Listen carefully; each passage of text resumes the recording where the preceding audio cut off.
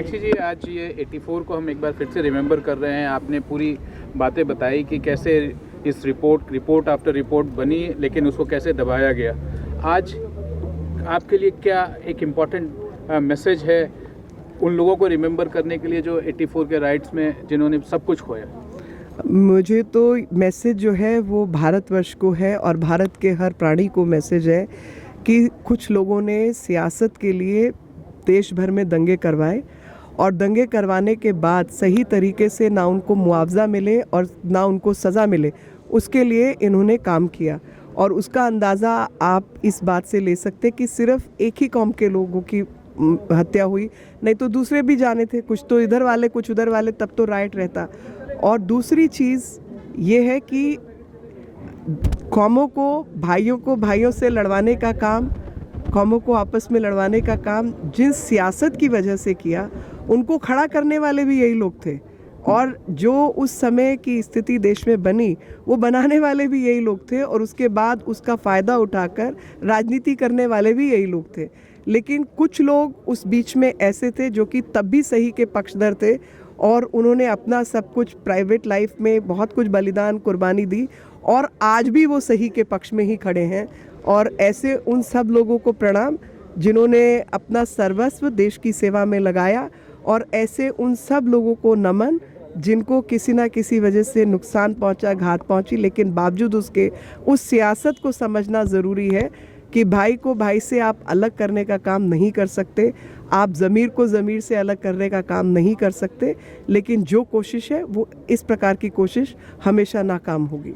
कुछ आज अभी मैडम एक बहुत इम्पोर्टेंट बात ये है, आपने जिक्र किया है, आगे की राह जो है वो क्या रहने वाली है, क्योंकि कहीं ना कहीं उम्मीदें जो हैं अब भी बहुत ज़्यादा है कि किस तरह से इन लोगों को जो इसके दोषी थे उनको सज़ा मिले। देखिए, सबसे पहले तो आपको देखना होगा कि लोगों ने सियासत इस मुद्दे पे बहुत की और बहुत लंबी जो कतार है सियासी लोगों की, लेकिन जो नतीजे निकले हैं वो पहला नतीजा नानावती कमीशन के बाद निकला और नानावती कमीशन 2000 की बात है जब वो बना, और SIT जो कि सुप्रीम कोर्ट के निगरानी में बनी वो भी 2018 की बात है, जिसकी वजह से कुछ केसेस को दोबारा खोला गया, और ढींगरा कमेटी की जो रिपोर्ट है उसके बावजूद काम हुआ। ये सब काम, अधिकतर काम या तो 2000 में हुए या 2014 के बाद हुए, 2014, 2015, 2018।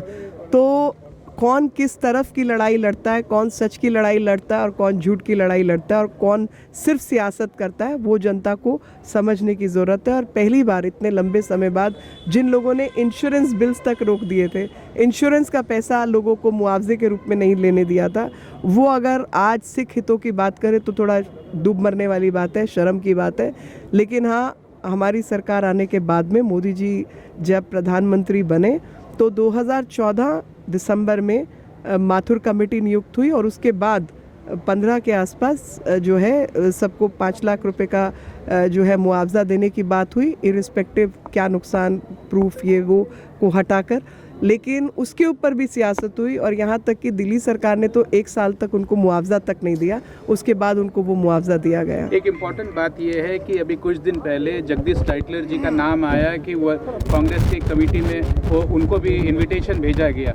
जब कांग्रेस से ये पूछा गया तो उन्होंने कहा कि वो तो मेंबर हैं इसलिए उनको इन्विटेशन भेजा गया, न कि उनको कोई रिपेंटेंस टाइटलर जी के बुलाने से। ये तो जनता के सामने रखने वाली चीज़ें हैं और जनता तय करे कि क्या करना चाहिए। आरपी सिंह साहब, ये बताएं कि जो ये सिचुएशन आज 84 के जो डिले होती रही इतने सालों तक, मोदी सरकार के आने के बाद ही ये सिचुएशन आई कि लोगों को कंपनसेशन मिल पाए। देखिए, कंपनसेशन तो एक पार्ट है, पर असली कंपनसेशन है जो लोग दोषी थे उनको सज़ा मिले। सज्जन कुमार जेल में हैं, अभी कुछ लोग बाहर हैं, उनके खिलाफ कार्रवाई हो, उनके खिलाफ मुकदमे बने। वो अभी मैंने कहा कि जस्टिस ढींगरा कमेटी की रिपोर्ट सबमिट हुई है, कोर्ट में सबमिट हुई है।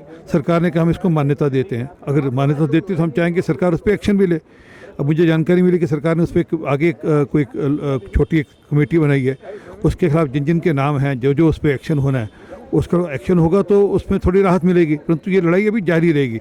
इसके बावजूद, मतलब जितनी अभी हो गई, इसके बावजूद ये लड़ाई जारी रहेगी। 37 साल हुए हैं, ना हम भूले हैं ना माफ़ करेंगे। अगर 37 साल लगें, मेरे बाद मेरे बच्चे भी ये लड़ाई लड़ेंगे।